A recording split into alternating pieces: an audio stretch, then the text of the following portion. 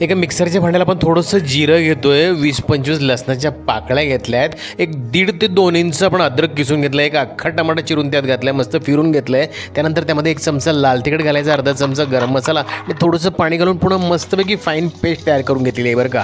इकडे आपण एका मिक्सिंग बाउलमध्ये गव्हाचं पीठ घेतलंय चाळून मस्तपैकी, त्यामध्ये चवीनुसार थोडं मीठ घातलंय, सेमी थिक आपण कणकेचा गोळा तयार करून घेतला, त्याला हलकसा तेलाचा हात लावून आपण बाजूला ठेवून दिला। इकडे आपण एक मध्यम आकाराचा कांदा कापलाय आणि एक मोठ्या आकाराचा टमाटा बारीक चिरून ठेवलाय बरं का। पण इकडे एका पातेल्यामध्ये आपण 4 अंडी उकडायला ठेवली आहेत आणि एका पातेल्यामध्ये भात सुद्धा लावला, त्यासाठी पाणी घातलंय। तिकडे आपण एका जाडबुडाच्या कढईमध्ये थोडंसं तेल घातलंय, त्यामध्ये आपण मिक्सरला वाटून घेतलेला सगळा मसाला करपूस परताला घातलाय। त्यामध्ये आता आपण पाव चमचा हळद घालून ती सुद्धा व्यवस्थित त्यामध्ये परतून घेत आहोत बरं का। तुम्ही बघू शकतात मस्तपैकी मसाल्याने तेल सोडलेलं आहे, मस्त खरपूस हा परतून झालेल्या मसाल्यामध्ये आपण पाण्याचं ते भांडं विसळून घालत आहोत, मिक्सरचं भांडं, त्यामध्ये थोडंसं पाणी घातलं आहे आणि हे आता तुम्ही बघू शकता अशा पद्धतीने आपली ही ग्रेव्ही तयार झाली। यामध्येच आता चवीनुसार मीठ घालायचं आहे, हे सगळं व्यवस्थित कालवून घ्यायचं। तुम्ही बघत आहात अगदी टेम्पटिंग असा आपला हा मसाला तयार झालेला आहे। इकडे उकडलेले अंडे आपण सुरीच्या मदतीने अशा पद्धतीने कापून घ्यायचे। खरं म्हणजे आमच्याकडे जे काका टिफिन घ्यायला येतात त्यांनी आज आवर्जून संडे स्पेशल म्हणून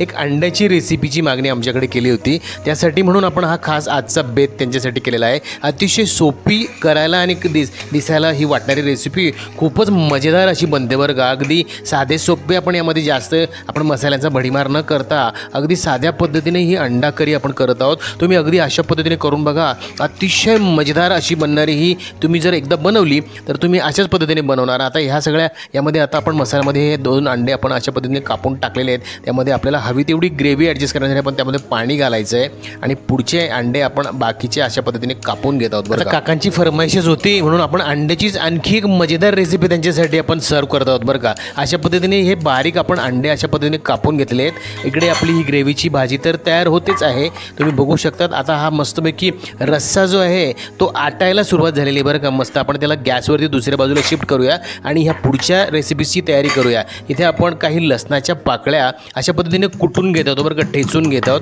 तो ठेचलेला लसूण आपण एका पॅनमध्ये थोडंसं तेल घालून त्यामध्ये मस्तपैकी परतायला घातला आहे, तो छान खरपूस परतून होतोय। त्यात आपण बारीक चिरलेला तो कांदा घालायचा बरं का आणि हा कांदा अतिशय बारीक, आपण जेवढं शक्य असेल तेवढं बारीक कापायचा। ह्या रेसिपीची ती डिमांड आहे तशी। आणि हा मस्तपैकी परतून झाला कांदा की त्यामध्ये तेवढाच बारीक चिरलेला टमाटोसुद्धा घालायचा आहे आणि तो सुद्धा जेवढा शक्य असेल तेवढा बारीक चिरायचा आहे बरं का मित्रांनो। या रेसिपीमध्ये कांदा आणि टमाटा अतिशय बारीक तुम्ही चिरला आणि त्याला मस्तपैकी परतून घेतला तर तो छान लागतो। आता इथे आपली ही बघा, तुम्ही बघू शकता अंडा करी आपली तयार आहे, त्यामध्ये आपण हिरवा कोथिंबीर घालून त्याचा गॅस बंद केलेला आहे आणि इकडे बाजूला आपण मस्तपैकी बारीक चिरलेले कांदा टमाटे मस्त मौसूद असे परतून घेत आहोत। तिकडे भात सुद्धा रेडी आहे बरं का मित्रांनो। आता ह्या सगळ्या ह्या मिश्रणामध्ये आपण पाव चमचा हळद घातली आहे, अर्धा चमचा लाल तिखट घातलं आहे, अर्धा चमचा गरम मसाला घालायचा आहे, चवीनुसार मीठ घालायचं आहे आणि हा कांदा टमाटा आणि लसूण अगदी मस्तपैकी व्यवस्थित परतून घ्यायचं आहे बरं का मित्रांनो। आणि ह्या परतून घेतलेल्या ह्या सगळ्या मसाल्यामध्ये आता आपण हे बारीक चिरलेले अंड्याच्या फोडी घालत आहोत बरं का। तुम्ही बघू शकतात अतिशय टेम्पटिंग ते आत्ताच दिसतंय बरं का। मस्तपैकी परतून झालेल्या या कांदा टमाट्यामध्ये हे हलक्या हाताने अगदी टॉस करायचे आहेत आणि मस्त त्याला सगळ्या बाजूने कोट होईल अशा पद्धतीने आपण हे सगळं कालवून घ्यायचं बरं का मित्रांनो।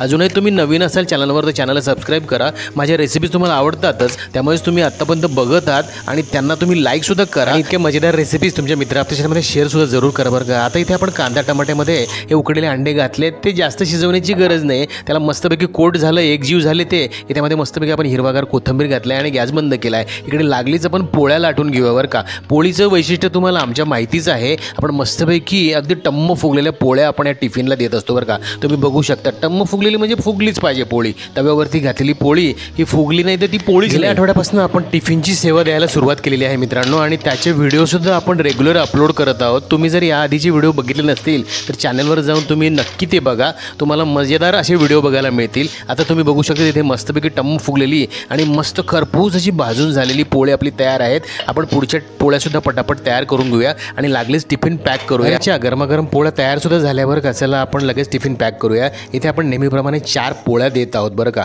त्यानंतर एक पातळ भाजी म्हणजे अंडा करी असणार आहे आणि दुसरी एक कोरडी भाजी, जसं की काकांची आज विशेष फरमाईश अंड्याचीच रेसिपी त्यांना हवी होती म्हणून आपण कोरडी रेसिपीसुद्धा त्यांना बॉइल्ड एग भुर्जी अशा पद्धतीने बनवून देत आहोत बरं का।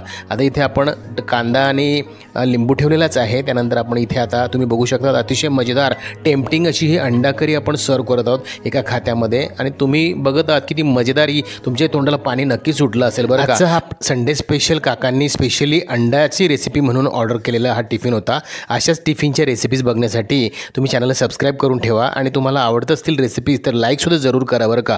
भेटूया पुढील भागात अशाच मजेदार रेसिपींसह. तोपर्यंत बघत राहा माहिती का recipes. Thank you for watching. Good bye. Take care. आणि तुम्हाला आमच्याशी संपर्क करायचा असेल तर डिस्क्रिप्शन बॉक्सला दिलेल्या नंबरवरती तुम्ही विना संकोच संपर्क करू शकता.